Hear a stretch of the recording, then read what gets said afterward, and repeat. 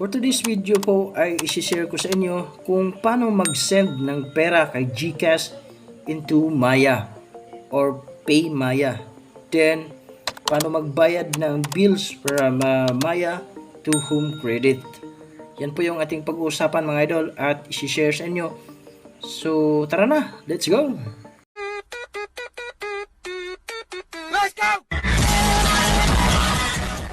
Alright, first thing we need to do is to download Maya, GCash apps, and syempre Home Credit. At dahil si Maya po yung aking gagamitin sa pagbayad dito kay Home Credit, ay kailangan ko pong mag-cash in or mag-transfer ng pera dito kay Maya. Dito po sa aking Maya account, meron po akong balance dito na 2,500 pero yung aking babayaran is 2,617. Kaya kailangan natin mag-transfer ng pera para pangdagdag sa ating balance. So, paano ba natin yan gagawin? So, open lang natin si GCash. So, bakit nga ba si Maya yung ating gagamitin? Bakit hindi na lang si GCash? So, mamaya mga idol, i-explain ko sa inyo kung bakit. At ito po yung ating balance sa ating GCash account. Punta lang tayo dito kay Bank Transfer. Sa bank transfer naman mga idol ay hanapin lang itong si Maya. Pindutin lang itong view all na sa baba. Then type natin dito sa taas para mabilis nating mahanap itong si Maya. So ang kailangan po natin is Maya Philippines Incorporated or Maya Wallet. Dito po kay Maya Wallet ay meron po kayong maximum na 50,000 na pwede mong i-transfer. Pero ang kailangan ko lang is 200 pesos. Then yung account name at account number natin na ginamit natin kay P Maya. So if you are done, click send money para ma-process po yung ating pera. At para ma-send po yan ay may bayad na 15 pesos. Bago nating pindutin ang confirm ay kailangan po nating reviewing maigi para hindi po tayo magkamali. Then click confirm if you are done. Para ma-process po yung ating pag-transfer ay kailangan nating antayin yung 6-digit code na isisend ni GCash sa ating mobile phone. Then if you are done, click submit. Then tapos reviewin natin ulit. If you are done, click confirm. Tapos mag-aantay na lang tayo ng message galing kay Maya na naging successful na po yung ating pag transfer. So ayan, na-receive na po natin yung ating na-send na pera na 200 pesos via InstaPay. Then, titingnan natin dito sa Maya apps kung pumasok na ba yung ating na-send na 200 pesos. So, ayan, nagiging 2,706 na po yung ating balance.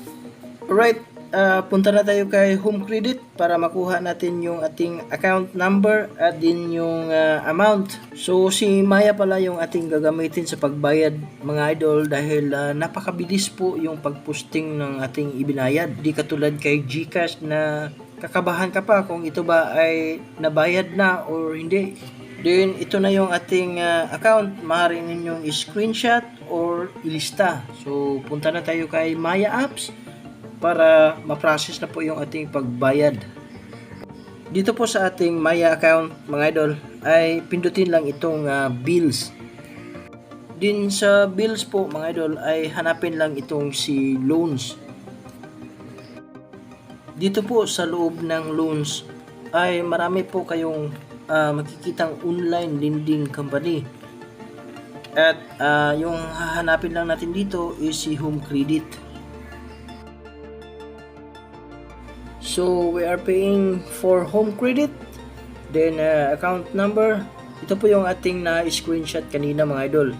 Then amount, contact number, then account name. Dapat tama yung ating pag-fill up dito para hindi po tayo magkakaproblema at ma-post agad yung ating ibinayad. So if you are done, then click continue para ma-process na po yung ating pagbayad. Then ito na po yung ating payment detail. Dapat po ma-double check natin ito bago natin pindutin itong pay button. Dahil pag nagkamali tayo dito ay makakaproblema po tayo ng malaki mga loads. Ayan na, almost there. Then done. So ito na yung ating natira sa ating balance. 79.84 pesos na mga loads. Then antayin na lang natin yung confirmation ni Maya na tayo po ay nagbayad na. So ayan, you paid 2,617 from your Maya account to Home Credit with your account number. So ayan, tapos na po yung ating pagbayad. Alright, punta tayo ulit dito kay Home Credit para masilip natin yung kanyang loan detail. So ito po yung aking loan detail. Sunod na babayaran natin is November 23. Dito po sa loan detail ay meron po silang offer na 40,000 na product loan na pwede nating gamitin. Then yung ating loan detail, sunod na babayaran natin is November 23 hanggang sa August 23. So ayan na. So yan lang po yung ating video at isi-share sa inyo. Sana ay nasundan nyo at sana may natutunan kayo sa ating sinishare. So disclaimer po, hindi po tayo binabayaran ng produkto para i-promote itong mga sumusunod na nabanggit natin, yung Maya, GCash at Home Credit.